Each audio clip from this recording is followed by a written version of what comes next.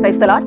அனைவருக்கும் ஈஸ்டர் திருநாள் வாழ்த்துக்கள். இன்றைக்கு அநேக வீட்டில் மிக சந்தோஷமாக கொண்டாடுவார்கள் என்று கிறிஸ்துவுக்குள் நான் நம்புகிறேன். இப்போ பாருங்க, அவரோடு இருந்த அந்த 12 சீஷர்களுமே இவருடைய உயிர் தெழுதலை நம்பவில்லை. அவர் உயிரோடு அவர்களோடு உலாவி வரும்பொழுது அங்கே எங்கே நடந்து போயிட்டு அங்கே பிரசங்கங்களை பண்ணும்போதெல்லாம் நான் 3ஆம் நாளை உயிர் தெழுந்திருப்பேன் என்று அவர்களோடு சொன்னது அவர்களுக்கு நினைவு இருக்கிறது. ஆனால் அவங்க என்ன செய்யல, நம்பல. இயேசு கிறிஸ்து உயிர் தெழுந்ததுக்கு பிறகு சில காரியங்கள் ஒழுங்குபடுத்த வேண்டியதா இருந்தது. இவங்களுக்குள்ள நம்பிக்கை வரல. இவங்க என்னோட கூட இருந்துமே என்னுடைய அற்புதங்களை பார்த்தோம், என்னுடைய வல்லமைகளை பார்த்தோம், வந்து நான் எலியாவோடும் மோசையோடும் ரூபா இதெல்லாம் நான் பேசினது எல்லாமே இவங்க பார்த்திருந்துமே என்னை இவங்க விசுவாசிக்கவே இல்லையே என்ற ஒரு வருத்தம் தான் அங்க மிகுதியாய் காணப்படுகிறது. அப்படிதான் அவங்க மறுபடியும் பேதுரு என்ன பண்றான், நான் மீன் பிடிக்க போறேன் சொல்லி பின்மாற்றத்துக்குள்ளாக போகிறத நம்ம பார்க்க முடியுது. 11 முறை அவர்களுக்கு தரிசனமாகிறார். விழாவை காட்டுறாரு, கை கால ஆணிகளால் அடிக்கப்பட்ட காயங்களை காட்டுறாரு. தோமாலாம் நம்பவே இல்லை. இன்னும் ஒரு சிலருக்கு வந்து விசுவாசமே வரல. இப்படி நிறைய விஷயங்கள் இருக்குது. பாருங்க, அந்த சீஷர்களை காட்டிலும் நம்ம பாக்கியவான்கள். இதுவரைக்கும் வேத புத்தகத்திலிருந்து மட்டும்தான் இயேசு கிறிஸ்து ஒருவர் இந்த உலகத்துல பிறந்தாரு, அவர் தேவனுடைய குமாரன், அவர் மரித்தாரு, சிலுவையில் அறியப்பட்டாரு, 3ஆம் நாள் உயிர்த்தெழுந்தாரு, அவர் திரும்பி வருவாரு என்று நம்ம நம்பிக்கையோடு எதையுமே கண்ணால பார்க்கவில்லை என்றால் நம்ம படித்து நம்பிக்கையோடு காத்துக் கொண்டிருக்கிறோம். இதுதான் பாக்கியம். முதலாவது என்னத்தை ஜெயித்தாரு?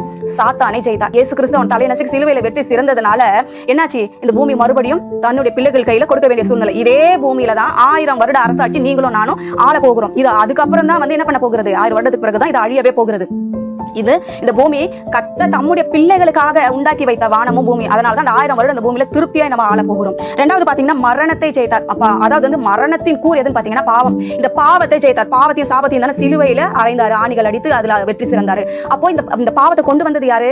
சாத்தான். எப்படியோ இவங்க பாவம் செய்ய வச்சு தேவன் கிட்ட இருந்து இவங்களை பிரிச்சிடணும், தேவனுடைய திட்டத்தை கொலைச்சிடணும்னு சொல்லி ஒரு திட்டத்தோட தானே வந்தான். ஆனாலும் ஒரு குறிப்பிட்ட நாள் வரைக்கும் தான் கத்தர் பொறுத்து இருந்தா. இந்த மரணத்தை ஜெயிக்கிறதுங்கிறது எப்படி தெரியுமா?